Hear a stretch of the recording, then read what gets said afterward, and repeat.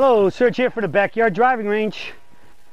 We have a question that came into customer service, and this one's from Ann Robertson. We're starting to see some more letters from ladies lately. That's great, because I know there's a lot of you out there, and in some cases ladies have very specific issues that are somewhat different than men. So, but whatever works for both of them. Because as I say many times, a man will say, "Oh, my wife plays. Should she swing the club like this?" And I say, "Does the ball know who's holding the club?" No. So the physics and the physiology is there for the overall setup and swing, but sometimes we each have specific issues based on our abilities and, or as I call it, liabilities, meaning we might have had injuries where we have bad ankles, bad knees, bad hips, like I see that in a lot of men from playing football days and things of that sort. And the biggest issue that ladies have versus men is that overall they are much more supple and flexible than men, so that ladies can turn and move and get and swing the club a lot deeper and get and twist and torque their body a lot more than men without having as much physical stress and strain, and especially with the upper body into the lower back and hips. But we're starting to see a lot of that now with ladies too. But they still overall have less stress and strain than a man, but when they can get farther back and say in a sacred burial ground than a man, but they don't have the upper body strength of a man to be able to pull the club back out and so to speak, somewhat save the ball, the shot, and hit the ball. Now, men do save the shot and hit the ball, and they can hit it pretty darn solid, but it can also go pretty crazy wild, whereas ladies have the opposite. When they get into those situations of too much turn and too long a club, and they can't quite get it back well, that's where they go from one shot hitting it like a tour player, and the next shot they hit it like a beginner the first time they ever played. They could whiff it. The better ones at least get into a point where they might at least top it or toe it or heel it or whatever, but it's still basically on what is a good average shot for them. It's really a very poor shot, and it again makes it start looking like they're almost beginners.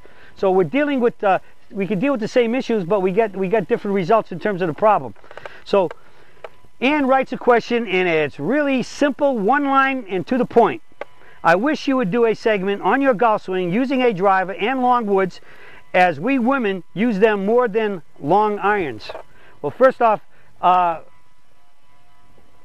most golfers, especially ladies, and even men, shouldn't be using long irons. Now, we've always considered a long iron to be a 1, 2, 3, and a 4 iron.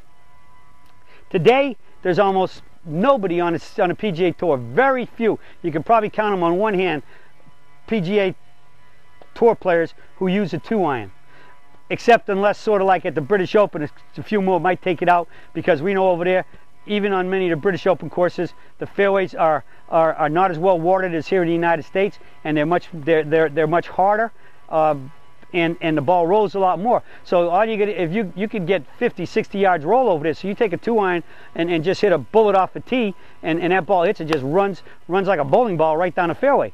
And so the key is to make sure that the slopes where the fairways are, that you gave yourself enough running room so it doesn't run into the rough. But the point is on a PGA Tour, I'd say the average tour bag starts with a 3 iron the most, and many of them don't even start with a 3, they start with a 4, and they got at least 2 hybrids in them, all right? And so the next key becomes to totally answer your question. Hit some drivers and then some fairway woods, okay? So the key becomes, as I've already stated, women have a greater tendency to be more supple, flexible, and therefore can lose the club more at the top of the backswing, especially if they're turning too much and they're getting the club deep. All right. Now we know that again, what's the number one thing that golfers have been taught when it comes to hitting the ball longer? You're all been taught to do what? Well, you need a bigger turn, and you got to take and swing the parallel. And because most of us aren't supple or flexible enough, they want you to lift your forward foot and turn your knee in a little bit, and that's going to increase your hip turn, which increases your shoulder turn, which increases your ability to say, as they say, get behind the ball more and turn farther, put your back to the target, and swing the club to parallel. Unfortunately, most people do that. They do all of the above. They did make a bigger turn, and they did get the parallel, but they tend to go over parallel. All right? Now, I was once given a golf lesson one day, and a lady walked down to the range, and she was standing and hitting balls right beside me at Harbortown. And this lady walked up, and she was well dressed and looked very athletic. She grabbed her club and started swinging. She was making a good athletic swing. I mean, really hitting it with some pop, and had good muscle control, and the club was accelerating. And she stood there and started hitting a bunch of shots. and she was hitting it really good. And my student was a scratch golfer, a senior scratch golfer, and perfectly 3/4. And this lady was 3/4 perfect. Naturally, you can figure if you're only 3/4, you're not making a big turn. You're not getting it back to the target. That's what a lot of things about 3/4. Well, this lady was popping them out there. It's like, whoa! I mean, if she had a golf bag, they ought to be looking to see what her name was on that bag to see who she was. But she just walked down with a couple clubs, and she must hit 5 or 6 or 8 shots, 10 shots. And this student finally said to me, "Hey, Serge, is she one of your students?" I said, "No, I never saw her, but boy, she think. I mean, you think she took lessons from me? She's got the Serge swing. She's got the peak performance swing." Next few minutes later, right after he says that, this man comes walking down, and he's got a big cigar in his mouth, and he comes walking down, and he gets about 15 feet from him. He's going, "No, no, no, no, no! You can't swing like that. It's too short. Not enough turn. You gotta get the club. You gotta take that turn and turn your shoulders 90 degrees back to the target and get the club to parallel." So she obligingly listened to her husband, or whoever the gentleman was, and proceeded to start topping the ball, to the point where she looked like it was like one of her first times out ever playing golf. So that one tip in one swing took her from what I thought was a scratch lady player, as well as my student, to being a beginner. So what does that mean? As soon as she started going too long, she lost control of her body. And in losing control of her body in her arms and club, she loses control of the arms and the club. And she started moving too much and getting, and the turn pulled her off the ball, pulled her foot off the ground more, put her too deep. The club got up here. She had to stop pulling it back up before she came down. So next thing you know, she's out ahead of the ball. She lost all her tempo, all her timing, lost everything, and lost the ability to hit a good golf shot. She had the peak performance swing, and a comment got her out of it, and she lost the peak performance swing. Remember, the peak performance swing is a limited turn 3/4 swing. And again, most ladies are always told, if you want to hit the ball farther, you got to take a longer swing. I had one lady actually tell me, her pro told her she had a 3/4 swing and she hit the ball, and she went to him with the death question. "Gee, I hit the ball pretty good, but I'd like to be longer." Well, this was a very petite lady. She couldn't have even weighed 100 pounds. She was about 5'1" or 2", and couldn't even weigh 100 pounds. And he takes her from a 3/4 swing, and she told me this up front, because I said, "What are you working on?" And she tells me that. But when she said long, I didn't think long was going to be coming all the way down here. She said her pro actually told her to take a swing enough and tap herself on the left cheek, and come up when she finishes, tap herself on the right cheek, and that'll tell her that she's making a full swing. So he's thinking in terms of centrifugal force, right? Circle. The longer I make it, but remember, we don't swing in a pure circle. We swing in an arc. So at some point, once we come up, the club is going farther and longer and coming back closer when it goes past parallel, going closer to your fulcrum. So you lose all of that. So we swing in an arc. So once we come up here, if the club starts to fall, it's going to get pulled back up. Gravity's going to help pull it down, but you got to work harder to pull it up because you're going against gravity. So you can't lose the 3/4. So whether you're standing here hitting a pitching wedge, where it's much easier to make a 3/4 swing, the club's shorter, more vertical here to there. All right. I hit that a little easy because if I hit it hard, it'd go right over the net way into the backyard.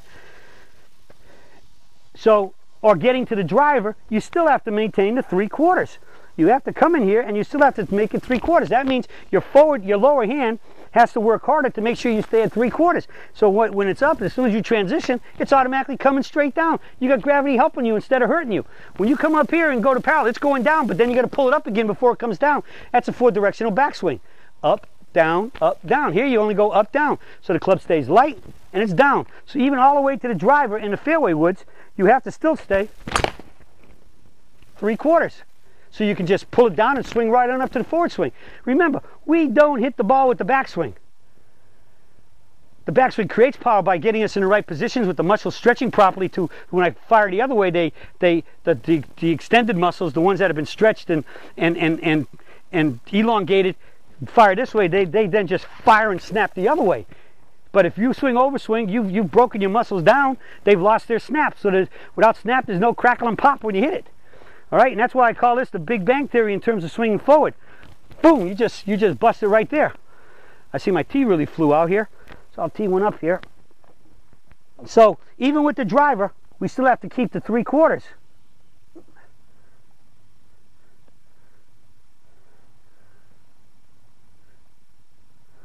All right, we keep the 3/4 swing.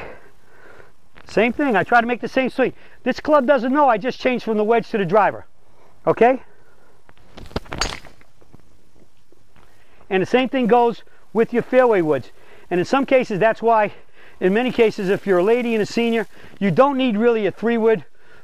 You need a proper length driver, which is very likely shorter. Ladies' clubs today are longer than my clubs are right now. And why are my clubs short? Because I'm 5'9", but I got really long arms, and so I'm swinging what now are at ladies' lengths or even shorter than today's ladies' lengths clubs. So if you're a lady, you got a newer club, it's probably too long. So, and the same thing with drivers are too long. You got to get to a fitter and get checked.